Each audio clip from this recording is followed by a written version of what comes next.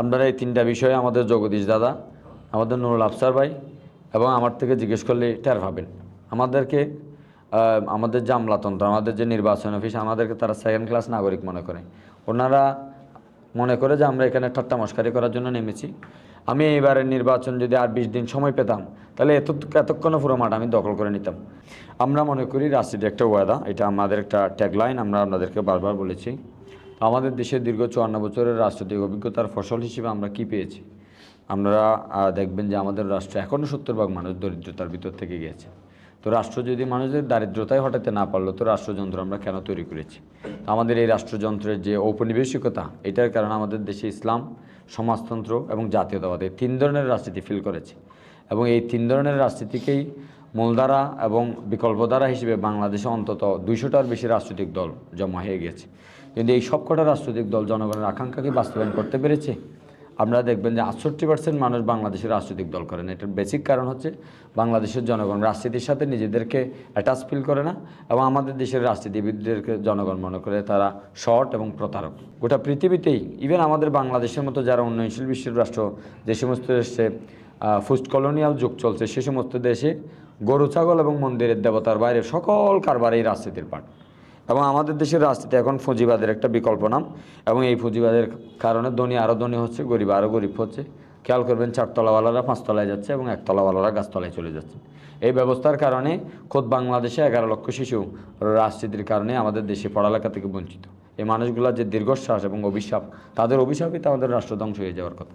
এই জায়গা থেকে উত্তরণের জন্যই আমরা মনে করছি গণতান্ত্রিক উত্তরণ দরকার, এবং গণতন্ত্র হচ্ছে যে দেশের সংখ্যাগরিষ্ঠ দরিদ্র মানুষদের অধিকার বাস্তবায়নের একটা জায়গা। তো আমাদের কাছে গণতন্ত্র মানে কেবল ভোট নয়। আমরা আপনাদেরকে বলি যে গণতন্ত্র হচ্ছে মানুষের মর্যাদা, ন্যায্য অধিকার এবং জবাবদিহিমূলক রাষ্ট্র ব্যবস্থা তৈরির একটা বড় হাতিয়ার। আমি কক্সবাজারে যেহেতু রাজনীতি করছি, কক্সবাজার নিয়ে বলতে চাই। আমরা এমন একটা কক্সবাজার করতে চাই যেখানে আমরা 3টা এজেন্ডাকে প্রধান উপজীব্য করে কাজ করছি, যেখানে কোনো মানুষকে মর্যাদায় ছোটো হয়ে লাইনে দাঁড়িয়ে ব্রিটিশ আমলের লঙ্গরখানা থেকে বাদ করার মতো চাল নিতে হবে না। কোনো শিশুকে অর্থরভাবে শিক্ষা থেকে বঞ্চিত হতে হবে না, জ্বরে পড়তে হবে না, এবং আমাদের কোনো বয়স্ক মানুষকে বিনা চিকিৎসায় মরতে হবে না, কোনো তরুণকে হতাশ হয়ে দেশ ছাড়তে হবে না। এই 3টা ট্যাগলাইনকে কাজ করে আমরা আগাচ্ছি। আমাদের কক্সবাজারে আমরা মাঝখানে আমি একটু ইন্টারভিউতে বলেছিলাম যে লেভেল প্লেইং ফিল্ড চলছে, আসলে এটা চলছে না। আপনারা এই 3টা বিষয়ে আমাদের জগদীশ দাদা, আমাদের নুরুল আফসার ভাই এবং আমার থেকে জিজ্ঞেস করলে টের পাবেন। আমাদেরকে আমাদের যে আমলাতন্ত্র, আমাদের যে নির্বাচন অফিস, আমাদেরকে তারা সেকেন্ড ক্লাস নাগরিক মনে করে। ওনারা মনে করে যে আমরা এখানে ঠাট্টা মশকারি করার জন্য নেমেছি। আমরা বাকি 2 জনের দায়ভার আমি নিব না, কিন্তু আমি খুবই কমিটমেন্টের সাথে নেমেছি, আমি খুবই আবেগ নিয়ে নেমেছি। আমি এইবারের নির্বাচন যদি আর 20 দিন সময় পেতাম, তাহলে এতক্ষণও পুরো মাঠ আমি দখল করে নিতাম। আমি জনগণকে রাজনীতি বুঝিয়ে রাজনীতি করতে নামতে এসেছিলাম, কিন্তু লোকেরা তো আমাদেরকে মনে করছে যে আমরা এখানে ঠাট্টা মশকারি করতে নেমেছি। আমরা এগুলা প্রথমে ডিইসি, পরে ইইসি, পরে হাইকোর্ট থেকে আমরা এখানে করতে এসেছি। এমনি এমনি নামি নেই। আমাদের অনেক জজবা আছে, আমাদের অনেক কমিটমেন্ট আছে। আমাদের চাহিদা হচ্ছে একটা কুকুরও যেন তৃষ্ণার্ত অবস্থায় মারা না যায়। আপনারা তো দেখবেন এরকম হাজার হাজার মানুষ এমনি একেবারে ছিন্ন ভিন্ন বিচ্ছিন্ন অবস্থায় আছে। এই মানুষগুলোকে শোষণের জন্য রাষ্ট্র দায়ী। আর এই রাষ্ট্রের একটা অফিস, নির্বাচন অফিস এবং আমাদের ডিসি অফিস, এই যে আমলাতন্ত্রের যে কাঠামো, একদম কলোনিয়াল টাইপের, এবং এই লোকগুলা টোটালি এখানে লেভেল ফিলিং ফিল করছে না। এবং আজকেও আমাকে এরকম একটা জায়গায় বিডিআর একটা চেকপোস্টে দাঁড় করে রাখা হয়েছে। যখন আমার পরিচয় পেয়েছে তখন ছেড়ে দিয়েছে।